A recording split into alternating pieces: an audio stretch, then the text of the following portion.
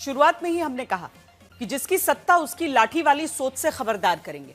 दो तस्वीरें दिखाते हैं। एक खबर हिमाचल प्रदेश की है, दूसरी उड़ीसा की। एक जगह सरकार कांग्रेस की है, दूसरी जगह बीजेपी की।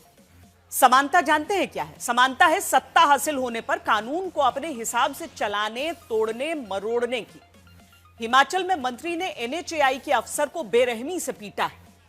ओडिशा में बीजेपी नेता ने सरकारी दफ्तर में घुसकर एडिशनल कमिश्नर को बुरी तरीके से मारा है।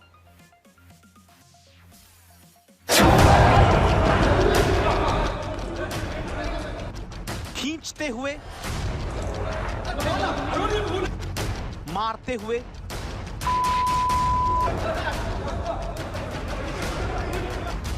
पीटते हुए, कॉलर पकड़कर घसीटते हुए, लात मारकर बाहर जिस शख्स को बेरहमी से ले जाने की कोशिश हुई, ये है रत्नाकर साहू, भुवनेश्वर नगर निगम के एडिशनल कमिश्नर, जिन्हें पीटने का आरोप बीजेपी के ही पार्षद जीवन बाबू और उनके समर्थकों पर लगा।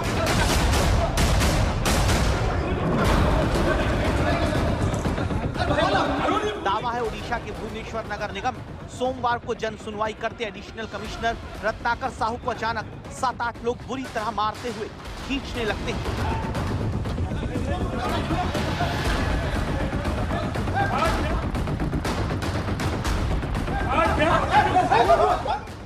पीटने वाले गुंडे आरोप है कि बीजेपी के पार्षद जीवन बाबू के साथ नगर निगम के दफ्तर में दाखिल हुए। आरोप है कि बीजेपी के ही दूसरे नेता जगन्नाथ प्रधान से गलत तरीके से बातचीत के मुद्दे पर पहले एडिशनल कमिश्नर से इन लोगों ने पूछताछ की और फिर पीटते हुए कार में बंधक बनाकर ले जाने की कोशिश तक हुई। आज तो ग्रीवांस चलता सोमवार जेतु अच्छी वो ग्रीवांस टेकअप कमिशनर सर नहांती आम मुझे टेकअप कर तो जीवन बाबू आरंभ कले जे कौन एक्स आमर जो जगा भाई को कौन कह जगा भाई को कुछ कहनी तो ना तो आप मिसबिहेव कर मिसबिहेव कुछ करना तो एथिक्रे से जो बाकी सांगर जो 5-6 जन थे जो मैंने ग्रीवांस भावुले देवे बोली से मत टाणी जबरदस्त गाड़ी भीतर को नापी चाहिए आप चलतु आप घुषड़ा घुषड़ा कर मिस हैंडलिंग। अब सवाल है कि क्या सत्ता में रहने की वजह से कानून तोड़ने की ये ताकत बीजेपी के नेताओं को मिली, जो दावा है कि अपनी ही पार्टी के नेता से गलत तरीके से बातचीत के आरोप पर एडिशनल कमिश्नर को खींचकर सत्ताधारी होने का दम दिखाते हैं, जहां पुलिस पूरा वीडियो सामने होने, आरोपी का नाम सामने होने के बावजूद केवल 3 लोगों को गिरफ्तार कर पाती है। ये दिखा रहा है कि लॉलेसनेस जो कि अभी सिटी में चल रहा है, अभी कोई भी सेफ खुद को फील नहीं कर रहा है। No one is safe here. जो कल्प्रिट सब थे वहाँ इन्वॉल्व थे, तो उन लोगों ने चिल्ला चिल्ला के एक बीजेपी लीडर के नाम ले रहे थे, तो उन लोगों को भी देखना चाहिए, इंक्वायरी करना चाहिए, तो हु इज द मास्टरमाइंड। उनको जैसा खींच के अनसिविलाइज वे में इनको लेके बाहर तक मार मार के लेके लिया गया, ये वेरी अनफॉर्चुनेट है। उड़ीसा का इमेज, भुवनेश्वर को इमेज को ये टार्निश कर, सबको तो दिखाई देता है जो कोई एक कॉर्पोरेटर और दूसरा जो बीजेपी का नाटक कर रहे हैं, ड्रामा कर रहे हैं सब, और मेरे विरोध में ये झूठा आरोप लगा रहे हैं। ये कुछ हुआ बीएमसी में, जो भी घटना हुआ निंदनीय है, इसको हम सपोर्ट नहीं करते। जो भी हुआ, एक हाथ से तो ताली नहीं बजता ना, दोनों हाथ बजा तो ताली बजा। बीजेपी नेता जगन्नाथ प्रधान के बयान की लाइन को ध्यान दीजिए। यही वो नेता हैं जिनके लिए आरोप है कि बीजेपी पार्षद ने एडिशनल कमिश्नर को सरकारी दफ्तर में घुसकर पीटा। अब जो हुआ गलत हुआ कहकर भी साथ में ये बीजेपी नेता जोड़ देते हैं कि ताली दोनों हाथ से बजती है। ये बयान बताने के लिए काफी है कि कितना दुख इन्हें एक अधिकारी की पिटाई पर है। क्या इसकी वजह केवल ये नहीं कि ओडिशा में सत्ता इनके दल की है, जिन्हें लगता है कि जो चाहे कर सकते हैं, फिर चाहे किसी को पीटना हो, धमकाना हो या फिर अगवा करने की कोशिश ही क्यों ना हो। और हिमाचल प्रदेश में तो कैबिनेट मंत्री ही कानून तोड़ने लगे। याद करिए पहली तस्वीरें, जब 2 दिन पहले शिमला में 5 मंजिला इमारत गिरी।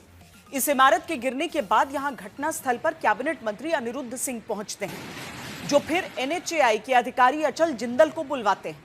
और कुछ सवाल जवाब करने के बाद सीनियर अधिकारी अचल जिंदल को आरोप है कि बेरहमी से पिटवा देते हैं, जिसके बाद मंत्री के खिलाफ एफआईआर दर्ज की गई।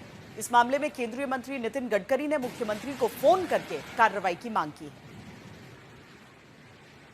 आज सुबह मेरी माननीय नितिन गडकरी जी से बात हुई है। हमने कहा है कि कानून के दायरे के मुताबिक जो भी होगा हम उस पर कार्रवाई करेंगे।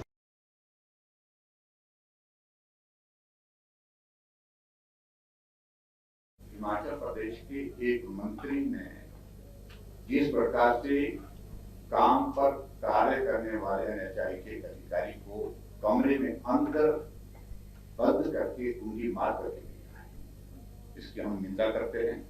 मुख्यमंत्री को तुरंत प्रभाव से इस मंत्री को भार मुक्त करना चाहिए, उसको मंत्रिमंडल से बर्खास्त करना चाहिए। मुझे अभी पत्रकार के माध्यम से, न्यूज़ के माध्यम से इसके बारे में जानकारी प्राप्त हुई है और साथ ही साथ पिछले कल मुझे जो हमारे रोड्स ऑफिस ट्रांसपोर्ट मिनिस्टर है नितिन गडकरी जी, उनके ऑफिस से भी इसके बारे में कम्युनिकेशन आया है, मगर मुझे इसकी पूरी जानकारी जो है वो अभी नहीं है और मुख्यमंत्री जी के संज्ञान में इस विषय को लाया गया है।